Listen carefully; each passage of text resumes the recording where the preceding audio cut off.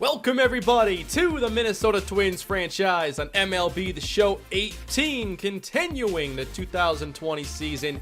We're in August, where the Twins lead the American League Central, 69 wins on the season, and we're on pace to easily have the best year of this series. Miguel Sano's at 35 home runs, Paul Goldschmidt's not far behind, and the pitching this year is the best it's been all series. We've added to the bullpen, and I saw you all in the comments last time around. Maxwell Fowler, you wanted to see him. It had been too long since we had pitched with him, so Max is going to the mound today.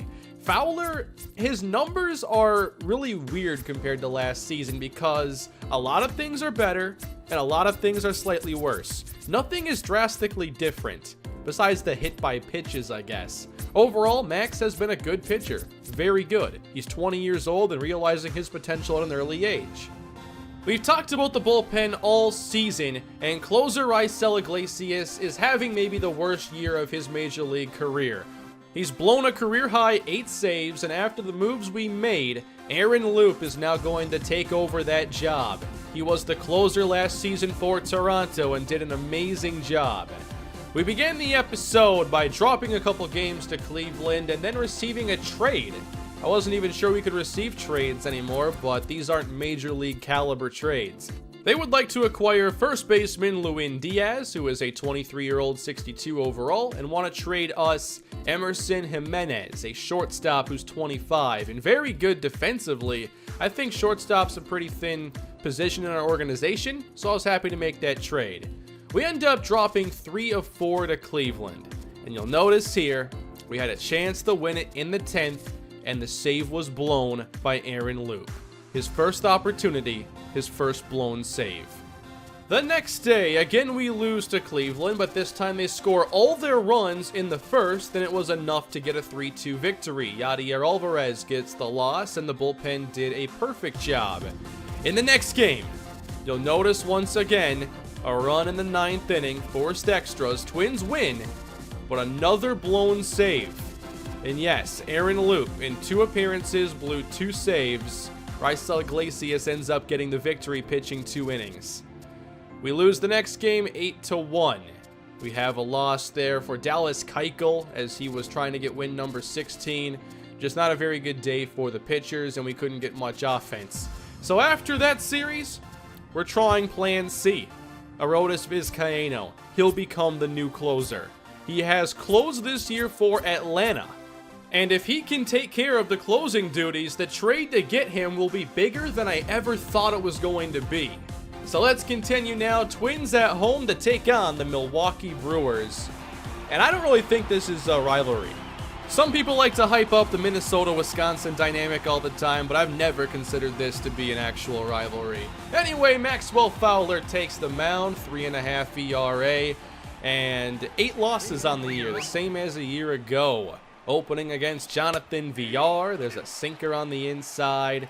Full count to Villar, hammered out left center field. This is Blackmon chasing it down in the gap, 1 away. Max throws 5 pitches, of course, and I think all of them are pretty usable. Here he faces Eric Thames with 2 away and strikes him out on the changeup. But with all those pitches, you have so many different strategies for how you can attack different hitters. Here's Luis Ortiz on the mound for the Brewers. 11 losses, but the other numbers don't seem all that bad. Paul Goldschmidt had 2 homers in the last game that we won, so he's 1 off of 30. And on the first pitch, he's trying to go yard with this out to center, but he gets underneath it a bit too much and flies out to Broxton. Miguel Sano is 1 away from a career high in home runs. Here's the first pitch to Miguel, and it's a slider away. Hard to do anything with that pitch, and he hits that spot not once, but twice. On to inning number 2, Ryan Braun does go around. That's a strike on the sweeping curve. 1-2, jams him, and Gordon comes in to make the catch. Gordon came into this game with a little cold streak, so I wanted to see how he'd respond to that. Here's Keon Broxton at the plate, 2-2 count. And this time it's the sinker he chases. We're seeing Fowler use his entire array of pitches to get through the first couple innings. Here's Jorge Polanco at the plate, hitting .281 entering today. Up the middle, he gets that through, and that is a base hit, the first for Minnesota. Byron Buxton's hitting .260. What a comeback it's been for him at the plate. 2-2. Going after that one, though. That's not going to be a good deal. Strikeout again for Luis Ortiz. We'll go top 3. The sinker again. Santana strikes out looking. I was just hoping Max could use that to get some ground balls. Brewers out of ideas. They laid down a bunt. And reaching, Orlando Arcia. Came in hitting .178, so why not try a bunt? He reaches. Back to the top, VR. Pops it up for Garver. Great first 3 innings for Maxwell Fowler. I thought this was him at his best. Let's go bottom 3. Mitch Garver's turn as he's gone all the way down to the 9 spot. And you see how much Luis Ortiz was liking that slider. We went after too many, so of course he was very confident. And he was hitting the corners with ease. The 2-2 to Garver hits softly over to Travis Shaw. Over to Thames, he pulled him off the bag, and Garver reaches. E5. Runner on for Yasiel Puig, 3-1. How about a 5-pitch walk? 2 on for Minnesota, and Goldie at the plate. 296 average. But an 0-2 count to start, then taking a fastball upstairs. Working the count full. Gotta produce these good at-bats. And then a slider he could have really done some damage with. Ultimately, Goldschmidt draws a walk and loads the bases for Miguel Sano. Just one away, trying to get the first run on the board, at least one. Sano wanted 4 right there and fouls back the changeup. 0-2 underneath it, and Ortiz gets the pop-up. Can't do anything with that. 2 away. Twins need Nelson Cruz to come through. First pitch of the at-bat, over to the right side, just foul by a couple inches. Gotta protect with 2 strikes. That slider's hit away, but Ortiz goes right back to it, and there's no reason for him to lose any confidence. Another bad strikeout. Top 4 now for the Brewers, and there is one that'll find the alley on the first pitch of the at-bat. Designated hitter Boog Powell, who hits for average and has 0 homers on the season. 2 batters later, base hit Travis Shaw, redeeming himself following the error, and the Brewers take a 1-0 lead. Brewers capitalize on the leadoff double and look for more. Broxton, oh, that's a pitcher's pitch. 0-2, he'll chase the sinker. I didn't think that pitch would be very good for strikeouts, but it turns out it is. We'll go bottom 4, Byron Buxton at the plate, and he'll hammer this to the outfield. It's past the left fielder, and it'll reach the wall. Flying into second base, a 2-out double. Buxton back at it, and now needs Nick Gordon to bring him home. Chopped over to third base, a sliding stop. Shaw's throw in time. Gordon retired. I think everybody's already forgotten about the error. Shaw making up for it. Top 5 now. Maxwell paints the corner with the 4-seam fastball and breaks out the sweeping curve. I think Max is going to realize more strikeout potential than I ever thought, and finishes off the inning with another one. That time it was the slider. I'm pretty sure he got a strikeout with every pitch at his disposal. Bottom 5 for Minnesota. As well as Max is playing, we need some run support for the young pitcher. And just like Max down in the minor leagues, he's not getting it. 2 down here for Goldschmidt. Watch out! Upstairs, they hit the arm somewhere. Goldie not happy about it, but he's all right. He'll take first base. And the crowd trying to get behind Miguel Sano. 2-2. Line drive right center. It finds the alley, and Goldschmidt rounds second. Sano heads into second base, and the Brewers do a great job getting the ball back into the infield. Goldschmidt doesn't score, so it's up to Cruz. He had the bases loaded earlier, and now pops up in foul territory. These are prime opportunities, and the Twins are not coming through. Still trailing 1-0, now top 6. VR leads off and drives this up the middle for a leadoff hit. The pitch count in good shape still for Maxwell Fowler. Now facing Eric Thames, who jumps on the first pitch. Hit hard to left center. This ball is gone. 2-run shot to the bullpen. 3-0 Brewers. Number 10 on the year for Thames.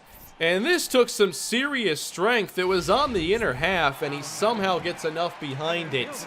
Now 3-0. We really need the offense to get going. Buxton swings through a fastball.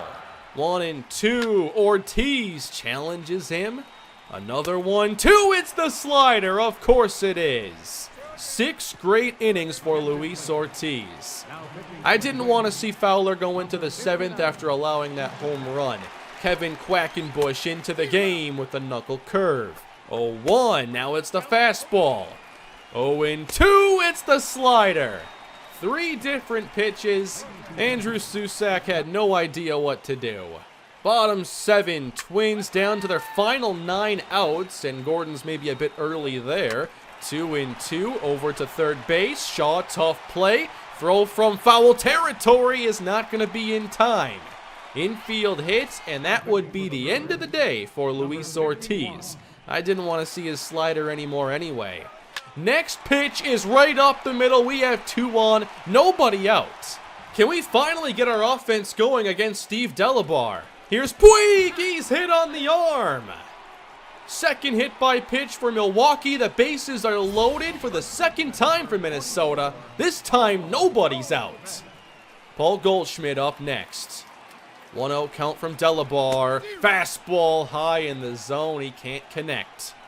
The 1-2, hit in the air out to right field. Goldschmidt gives this a ride. This is caught, and Gordon was off the bag. I thought this was going to hit off the facing there on the wall, and I wanted to get 2 runs. Instead, we get nothing. Bases still loaded, but now a double play is very possible. Here's Sano. Delabar gets the first strike. 0-2, and the changeup. Strike 3. Minnesota blowing every opportunity. Now it's Nelson Cruz, who's already seen the bases loaded. He's seen, I think, 4 runners in scoring position up to this at-bat. 2-2, fouling off the fastball. Another one. In the air out to left field. This is going back, and it's gone! Grand slam, Nelson Cruz! Twins take the lead! One of the biggest hits of the season, and the Twins turn this game upside down. Unbelievable timing by Nelson Cruz. And a huge bailout after the missed opportunity earlier. No doubt about this one. That one felt really, really good. 4 on the board for Minnesota, and we turn the game over to Raisel Iglesias, but for this time, it is not in the 9th inning, it's the 8th, trying to set things up. He gets an 0-2 count and strikes out Orlando Arcia on only 3 pitches. VR next as the Brewers get to the top of their order again. He quickly gets ahead. 6 pitches, 2 strikeouts. Hot start for Raisel Iglesias. Then it's Boog Powell. 1-0. Sinker doesn't get the call. Occasionally, Iglesias just suddenly loses command and his accuracy struggles to get back on track. I've noticed that for a long time. Now here's Eric Thames. 0-2, 2 down. He chops it through the right side. Powell round second. Here comes Puig with the rocket arm. Safe at third base. Brewers a hit away from tying. Travis Shaw back at the plate. Already drove home 1 run. And Shaw hits this sharply on the ground. Straight to Nick Gordon. And the inning is over. We know it's going to be a chance for us to win in the 9th inning. But I wanted at least 1 more run if we could get it. Charlie Blackmon might go back to being the leadoff hitter next episode. And he's going to battle here with a 3-2 and find enough space to get through. That's a hit. Now Gordon had a hit earlier and a line drive up the middle. A 2-hit day. He sends Charlie Blackmon over to third base. Runners at the corners for Mitch Garver. We just need something in the air. Oh no, not this. To short. 6-4, 3 double play. And it's only a 1-run lead as we go to the 9th inning with Arodys Vizcaino in for his first save attempt as a member of the Twins. He already picked up 28 in Atlanta, now trying to get number 29. Leading off Ryan Braun as Vizcaino can't find the zone and ends up getting him the chase. Full count. Braun through into left. So the tying run on board for Milwaukee. Keon Broxton at the plate.